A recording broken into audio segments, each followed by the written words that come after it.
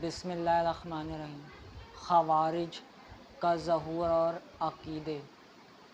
قیامت کی نشانیوں میں سے یہ بھی ہے کہ امت میں نبی کریم صلی اللہ علیہ وسلم اور صحابہ کرام کے منہج اور طریقے کے خلاف کچھ فرقے پیدا ہو جائیں گے۔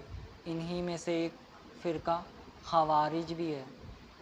یہ حضرت علی رضی اللہ عنہ کی جماعت کے لوگ تھے جو ان کے ساتھ مل کر لڑائیوں میں شریک ہوتے تھے۔ پھر جب حضرت علی اور حضرت معاویہ رضی اللہ عنہما کے درمیان تحکیم کا معاملہ پیش آیا تو یہ حضرت علی رضی اللہ عنہ کی اطاعت سے منحرف ہو گئے اور کوفہ کے قریب ہرورہ نامی ایک بستی میں آباد ہو گئے۔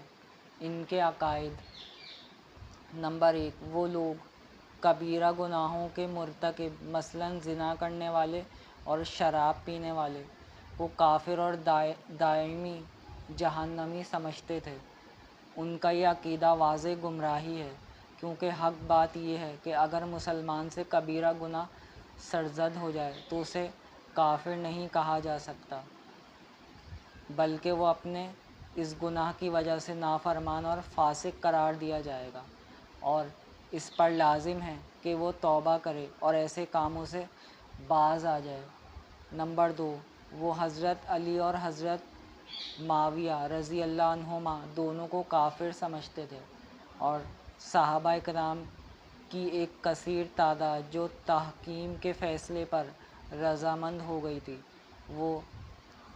وہ سب ان کے نزدیک کافر تھی۔ نمبر 3، وہ فاسق حکمرانوں کے ساتھ لڑائی کرنا بھی ضروری سمجھتے تھے، خواہ انہوں نے کفر کا ارتکاب نہ بھی کیا ہو۔ وہ اہل علم ہونے کے دعوے دار تھے، عبادات میں بہت سخت مشقت اٹھاتے تھے۔ انہی کا بڑا ایک شخص ذوالخویسرہ تھا، جس کے بارے میں نبی کریم صلی اللہ علیہ وسلم نے فرمایا تھا، یہ لوگ دین سے اس طرح نکل جائیں گے جیسے بہت تیز تیر شکار سے بالکل صاف آر پار نکل جاتا ہے۔ خوارج کے ظہور کا آغاز: جب جنگ صفین اختتام پذیر ہوئی اور اہل شام و اہل عراق کی دونوں جماعتوں کا تحکیم پر اتفاق ہو گیا اور حضرت علی رضی اللہ عنہ کوفے کی جانب روانہ ہوئے تو راستے میں خوارج نے ان سے علیحدگی اختیار کر لی۔ لشکر میں ان کی تعداد 8,000 تھی اور بعض روایات کے مطابق یہ 16,000 تھے۔ یہ لوگ الگ ہو کر ہرورہ میں ٹھہر گئے۔ سیدنا علی رضی اللہ عنہ نے انہیں سمجھانے کے لیے عبداللہ بن عباس کو بھیجا۔ انہوں نے ان منحرفین سے مناظرہ کیا۔ حضرت ابو سعید خدری رضی اللہ عنہ بیان کرتے ہیں کہ ایک دفعہ ہم نبی کریم صلی اللہ علیہ وسلم کی خدمت میں حاضر تھے۔ آپ صلی اللہ علیہ وسلم لوگوں میں مال تقسیم فرما رہے تھے۔ اسی موقع پر بنو تمیم سے تعلق رکھنے والا ایک شخص جس کا نام ذوالخویسرہ تھا آیا اور کہنے لگا، اے محمد صلی اللہ علیہ وسلم، یہ مال انصاف سے تقسیم کیجیے۔ نبی کریم صلی اللہ علیہ وسلم نے فرمایا، تو تباہ ہو! یہ بتا کہ اگر میں عدل نہیں کروں گا تو پھر کون عدل کرے گا؟ اگر میں اللہ کا رسول ہو کر عدل نہ کروں تو میں ناکام و نامراد ہو جاؤں گا۔ یہ دیکھ کر سیدنا عمر رضی اللہ عنہ کہنے لگے، اللہ کے رسول، مجھے اجازت دیجیے کہ میں اس کی گردن اڑا دوں۔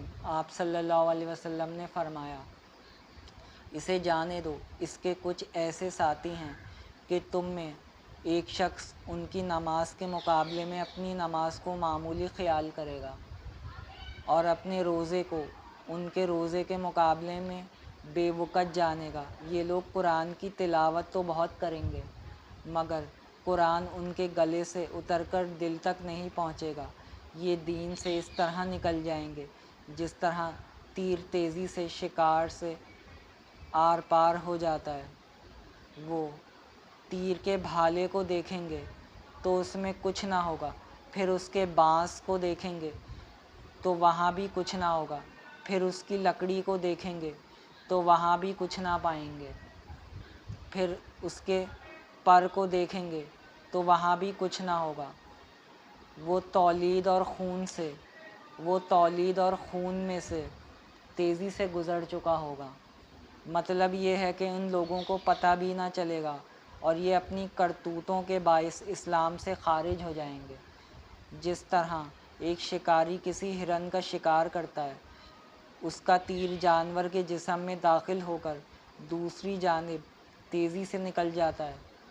شکاری یہ سمجھ رہا ہوتا ہے کہ تیر جانور کو لگا ہی نہیں، حالانکہ وہ اس کے جسم سے پار ہو چکا ہوتا ہے۔ ان کی نشانی ایک سیاہ فام شخص ہوگا۔